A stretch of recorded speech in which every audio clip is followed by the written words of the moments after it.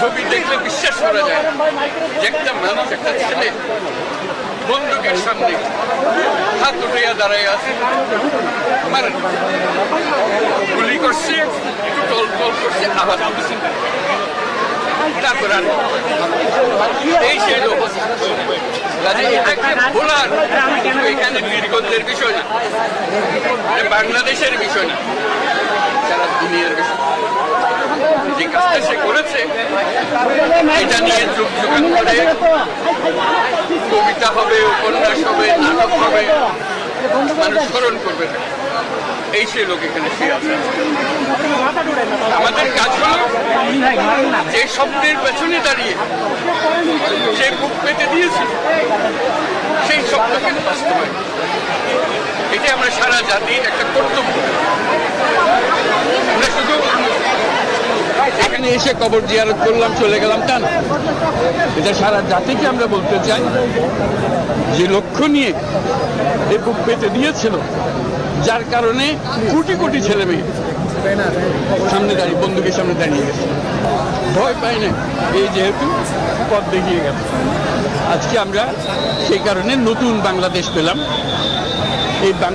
এই নতুন বাংলাদেশ গড়ার দায়িত্ব এখন আমাদের। তার কথা স্মরণ হবে এই কাজটা করার মতো, কাজে আমাদেরকে সেই কাজটা যেন আমরা করি। এই আবু সাঈদ এখন এক পরিবারের সন্তান না, বাংলাদেশের যত পরিবার আছে তাদেরই সন্তান, এবং তারা ওদিকে তাকিয়ে থাকবে। যারা ছোট ছেলে মেয়ে বড় হবে, তারা স্কুলে পড়বে আবু সাঈদের কথা, নিজে প্রস্তুত হবে, আমিও ন্যায়ের জন্য লড়ব, আমিও বুক পেতে দেব। সেই হলো এই আবু সাঈদ। আবু সাঈদ এখন ঘরে ঘরে, প্রত্যেক ঘরে আবু সাঈদ, এবং বাংলাদেশের যত পরিবার আছে সব পরিবারের সন্তান।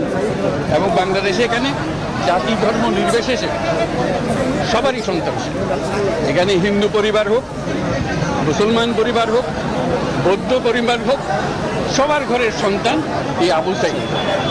কাজেই আপনারা খেয়াল রাখবেন যে কোথাও কোনো গোলযোগ যেন না হয়, কেউ ধর্ম নিয়ে কথাবার্তা না বলে, কারণ আমরা এই মাটিরই সন্তান, সবাই আবু সাঈদ। কাজে এদের সন্তানদের রক্ষা করা জাতি ধর্ম নির্বিশেষে এটা আমাদের এখন কর্তব্য। আমরা যেন এটা নিশ্চিত করি, সামনে গিয়ে দাঁড়াই। আবু সাঈদ যেরকম দাঁড়িয়েছে আমাদেরকে ওরকম দাঁড়াতে হবে।